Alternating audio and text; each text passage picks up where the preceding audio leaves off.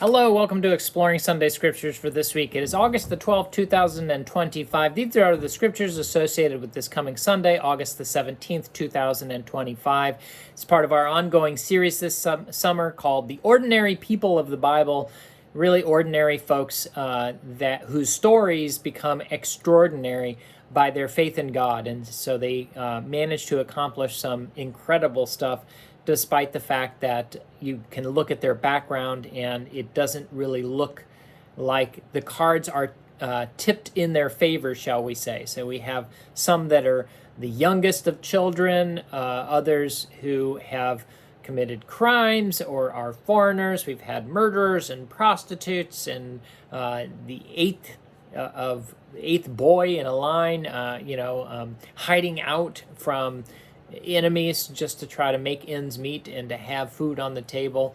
And this week we are looking at Esther. Now, Esther is, as Nehemiah last week, comprises a whole book, and you can read that whole book. It's not a real long book to get her entire story, but she certainly is a heroine of the Old Testament and the Jewish people. And there is a celebration through today of Purim, that it honors the events that are told about in the book of Esther.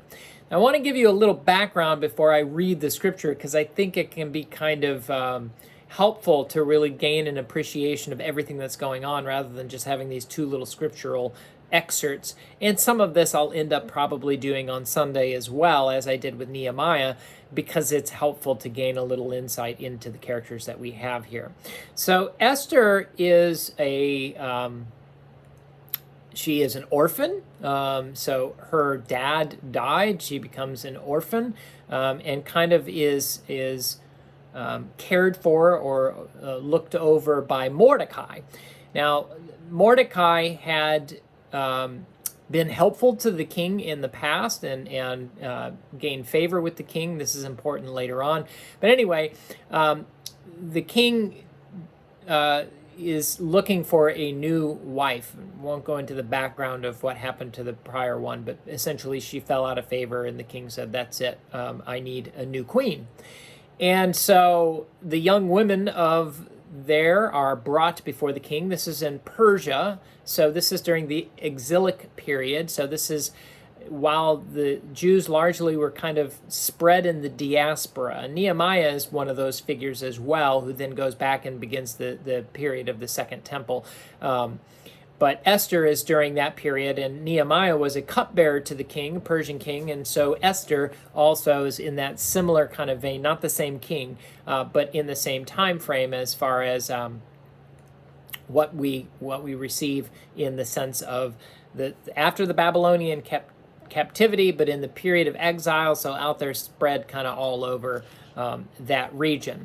So Esther, again, is kind of a nobody and hides her background. So sometimes it was easier, and this can be true today too, to hide certain facts about yourself so that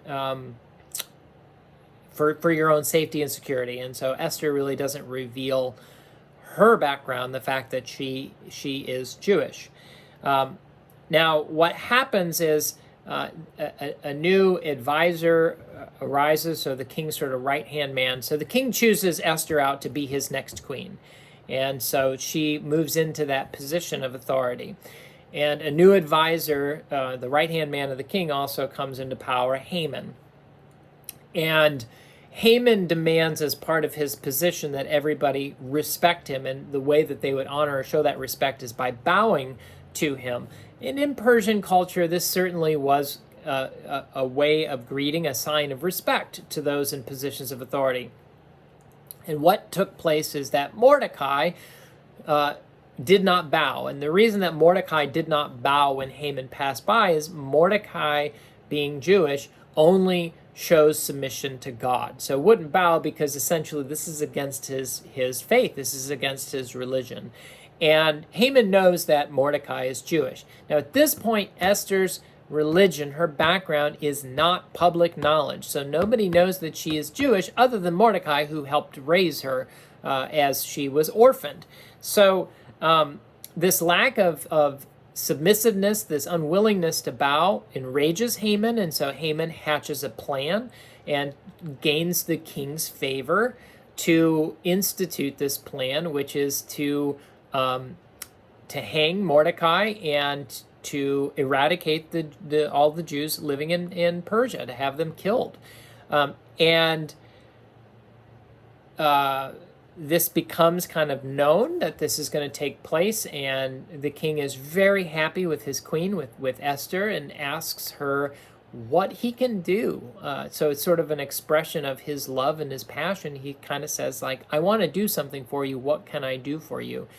Now, after the king was having trouble sleeping one night, and so the annals, the history of the kingdom, were brought to him, and what was read from those were chronicled how Mordecai had been indispensable for the king, and that reminded him. And so the very next day he asked Haman to lead Mordecai all around the city there and have a whole day celebrating him.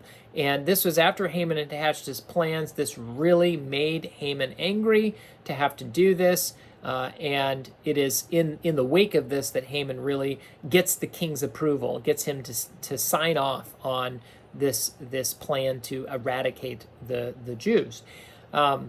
So Esther intervenes in her own way. She hosts 2 dinners and asks that Haman be there. And with that, at the second dinner, when the king again says, Esther, you're great. I want to do something for you. What can I do for you? She illuminates that there is this plan and reveals her identity as Jewish. And this enrages the king, and gallows have been built to hang Mordecai from. And so he walks in on what he thinks is Haman taking advantage of Esther. That makes him even angrier. So he has Haman hanged from that. And in the culture of that time, a king did not take back things that they had decreed. And because this decree had already gone out in the king's name that the next day the Jews of Persia should be killed, what he does is he doesn't revoke that, but he institutes a new measure, and that new measure is that all of the Jews are allowed to take up arms and defend themselves. So this was a way of empowering those of Jewish faith, that they could do something in the face of any adversity or opposition that came at them. So, but it's Esther's intervention and Esther's revelation of her identity that really play the key role. So she goes from being a nobody, she is an orphan, she doesn't have any family other than Mordecai, a little bit loosely, to being chosen out of a lineup to be the queen. And from that place, from being nobody, she manages to save her people, and those people being the Jews. So in all of these stories of ordinary people, I think one of the interesting things that I'm taking from it is how much they operate not from a place of selfishness, but selflessness for the salvation of their people, be that Moses or David or all of the others that we've studied. Kind of really, it is not about themselves that they operate, but it's for God and God's people that they do these things. Okay, so that gives you all the background, a lot, before even jumping into the scriptures here. But I have 2 scriptures, and part of the reason was just to provide that break between hearing 2. And so we have the first of them is recounting Esther being chosen as king, and the second is Esther's intervention at that second banquet that she hosted, where Haman's plot is revealed and the course of things change. So we start in chapter 2, and as I said, you can read the whole book and get the whole story. And now that you have a little background on it, you probably might find it really easy to read that story and to kind of have a sense of everything that's going on and not get caught up in all the weird names or places. Is you have the general scope arc of the story itself, how it starts and where it goes. that probably will assist you in reading through the whole book and kind of getting the whole story. So chapter 2, verse 15 is where we're picking up the story, and this again is when Esther's chosen out of the lineup to be the next queen. When the turn came for Esther, the young woman Mordecai had adopted, the daughter of his uncle Abihail, to go to the king, she asked for nothing other than what Haggai, the king's eunuch who is in charge of the harem, suggested. And Esther won the favor of everyone who saw her. She was taken to King Xerxes in the royal residence in the 10th month, the month of Tebeth, in the 7th year of his reign. Now the king was attracted to Esther more than any of the other women, and she won his favor and approval more than any of the other virgins. So he set a royal crown on her head and made her queen instead of Vashti.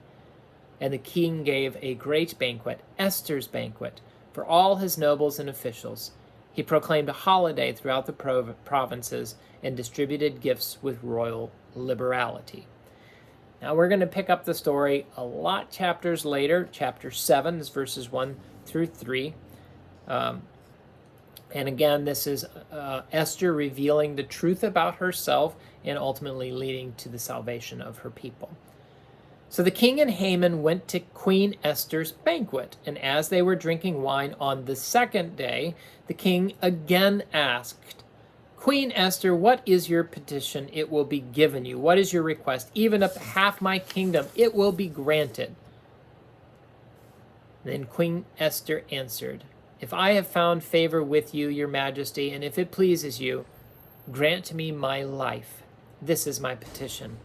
And spare my people. This is my request. So, just a few verses. Now, as I said, this leads to a revelation of this plot that Haman has devised that leads to Haman's downfall and the sparing of the Jewish people. So them being able to proclaim the truth of their faith and to defend that as well. So just a few verses. I feel like I've done more to give you a background on Esther than anything else. But I think that is very helpful for you to have, and I do encourage you to read more of that book.